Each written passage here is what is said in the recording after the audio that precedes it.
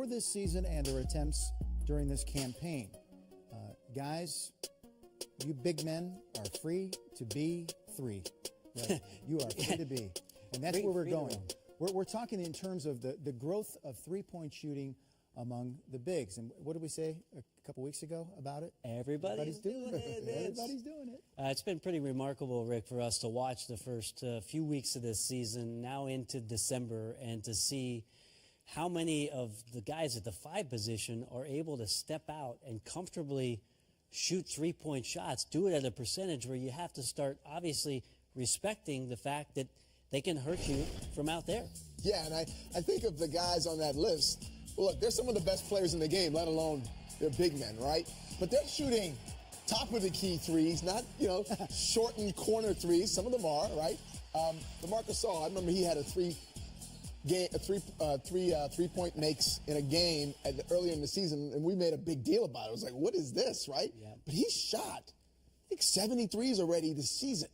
And so when you start to think about the amount of threes that are being taken versus, the fact that they're just now big men are now starting to take them, these guys are making them. Yeah, which makes a difference. And the fact that it wasn't just that we watched the Grizzlies on that particular night where we said, oh, wow, Marcus Gasol made some threes today. Yeah. No, watch the next night, and it'll take 4 more, and then the night after that, 3 more. So now it's become really a weapon and a part of what it is that offenses are doing, exploring this skill set with these newfound 5-men, Vince. They're able to do it. No question about it. And I would say that this three-point line has served as a magnet for everyone in basketball now, whether you're a guard or a big man, because it's drawing you out there to try. Or go to men's league, because it's happening in the men's leagues too. But the fascinating thing about it, Vince, and we'll talk about it, Rick and I, about what this does for your basketball team and the way that your team has to think, because you have the 5-man out there, is how much more room it opens up for your guards and the guys who off the ball can either cut without the ball and be quick, or guys with the ball who are able to split pick and rolls or find seams and still be able to score. So I'm going to walk Rick Fox out here and talk to you about what it does for your 5-men out here setting the pick and roll. So Rick will have the ball out there. I'll grab one. And normally what we're taught is, Rick, you're the 5-man. You're out at the 3-point line. The first thing I'll talk about is transition.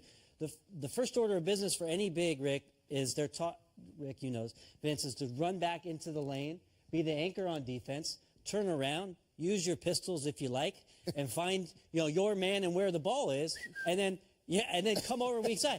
Well, now these 5 men are out there, right? So your back line of defense for a lot of teams now is that if I'm the 5-man and I'm in transition, now I'm running all the way out here to cover the ball, and what I'm opening up is the lane for guys, cutters, to go ahead and make plays. Second part of this is this. Rick is my 5-man. I have the ball. And, Vince, you can come and play defense on me. As Rick's coming over here, we're switching a lot in the league, yes? So we're coming off the screen. You're going to switch onto the 5-man. I've got the big here. The big guy now is popping back to this spot. You're the small guy. Now what he has there is the height advantage. For you as a small to switch out on, let's say it's Porzingis. Yeah. Let's say it's Marcus Gasol. These guys that have high release points at 7-1. Anthony Davis. You being there, Vince, you might as well be outside the studio. They don't see you at all. You're not disrupting the shot. And now that opens up another weapon for you to score some points. So there's an advantage for that out there as well. I just wonder, will the bigs ever lose the fiber of who they are? How would that affect them in terms of their overall role in the game itself and what we're trying to do? Well, if they don't know what the old fiber of the 5-man was, so and the fiber that they have shown you is what they're giving you now, then there's no need to recreate or go back and step back and say, you'll need to do this. We're going to need to develop the post-up option for you.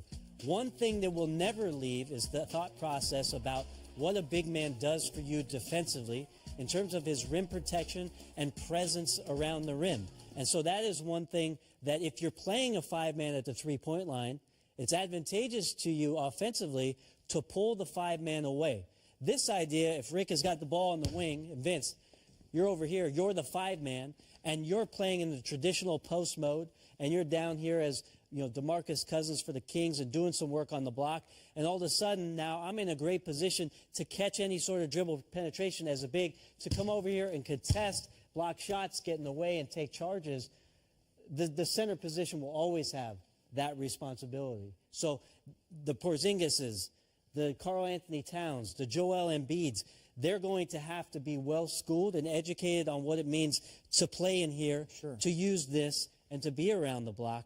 But for the most part, offensively, for them to be exploring this three-point line is a gateway to some incredibly creative offenses and ways to take advantage of defenses that the league has not seen before because they're just that good at shooting the three ball. Well, we talk about the natural evolution once again, and these bigs are loving it because all those tall kids that grew up in their backyard staying close to the basket and drop-stepping and shooting with either hand, now they're out shooting long distance. They're trying to get their three-point shot down.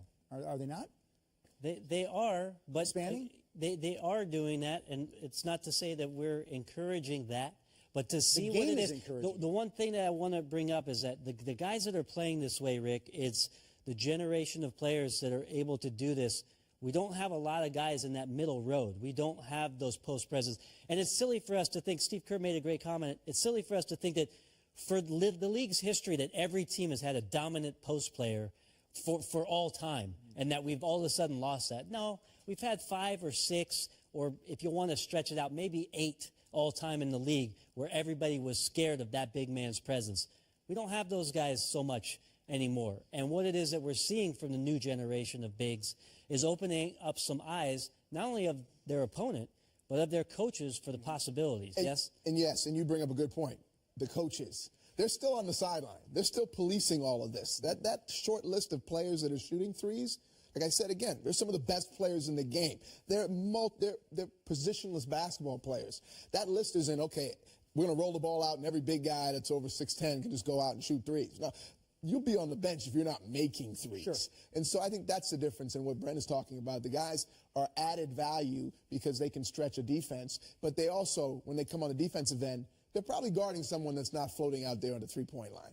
And that's the rarity of it. So this player that we're trying to find right now, you mentioned Porzingis. It's Porzingis, it's Anthony Davis. Karl Anthony Towns. Towns. Yep. Those guys we're looking for. That's the future. That's the present and the future. Man, I mean, they're putting the ball on the floor. Yeah. They're rebounding and starting Which is fast great. breaks. And if you think of Marc Gasol was always a pick and pop type of center that shot the ball exceptionally well. But from college, Dean Smith used to tell us, don't take long twos. So now they've just gotten Marc Gasol to take 1 3-step foot back, and now he's taking the 3 instead of the long 2. And you know what, Vince? The last point I'm going to make is I like the fact that the big man, because of the skill set of those young guys, is finding relevancy in today's game. Yeah. It's just a new defined relevancy at that position. And you know what they say? Everybody's doing it. Everybody's doing it. Everybody's doing it. Peer pressure.